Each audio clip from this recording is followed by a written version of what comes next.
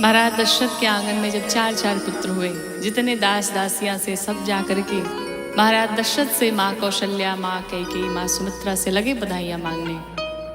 आदरणीय गायत्री बाबा का बड़ा ही प्यारा बधाई गीत है, आइए हम सब मिलकर के गाते हैं कि राजा जी खजनवा देदा, रानी जी गहनवा देदा, अरे बाजी नाम जीरा से हीरा रतनवा देदा, राजा जी खजनवा देदा, रानी जी गहनवा देदा, राजा जी खजनवा देदा, रानी जी गहनवा देदा, बाजी नाम जीरा से हीरा रतनवा देदा, राजा जी खजनवा देदा, रानी जी गहनवा देदा, राजा जी खजनवा देदा, रानी जी गहनवा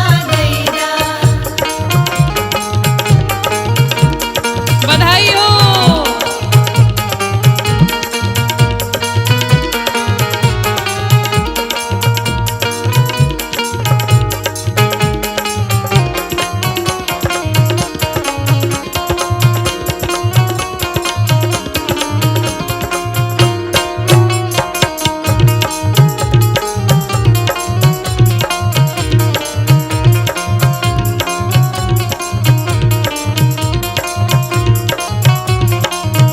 राजा जी खजनवा देदा, रानी जी गहनवा देदा, राजा जी खजनवा देदा, रानी जी गहनवा देदा।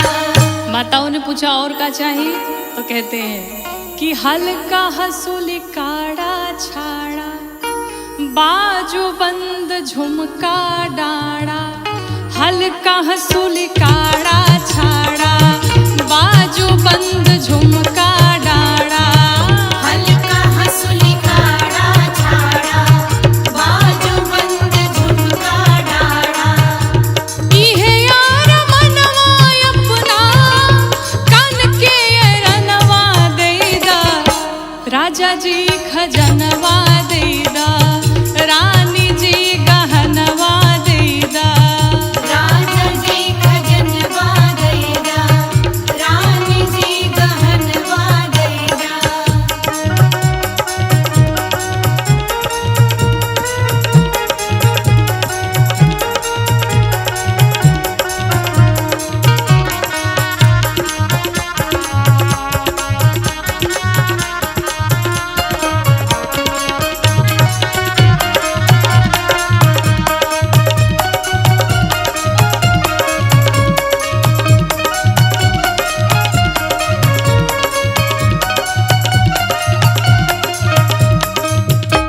राजा जी खजनवा देदा, रानी जी गहनवा देदा, राजा जी खजनवा देदा, रानी जी गहनवा देदा। दास दासियों ने कहा इतने से काम नहीं चली, फिर और का चाहिए, तो कहते हैं कि पाँव के पैजनिया देदा, कमर कर धनिया देदा, पाँव के पैजनिया देदा, कमर कर धनिया देदा, पाँव के पैजनिया देदा, कमर कर धनिया देदा, इहे बाब चरवा अपना, हाथ के कंगनवा देदा, राजा जी खजनवा देदा, रानी जी गहनवा देदा, राजा जी खजनवा देदा, रानी जी गहनवा देदा।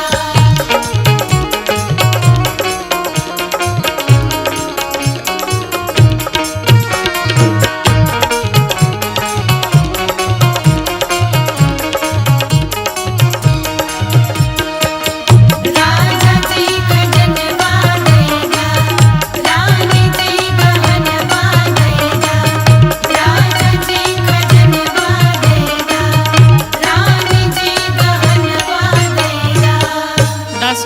मैया हमको कुछ नहीं चाहिए, बस एक ही इच्छा है। और इच्छा क्या है?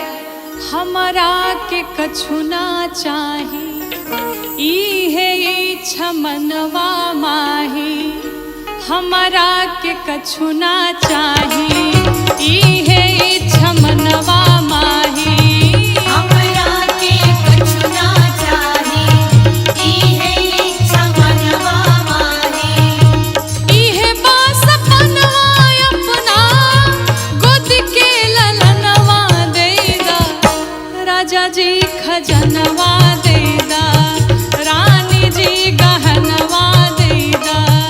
राजा जी खजनवा दैदा, रानी जी गहनवा दैदा।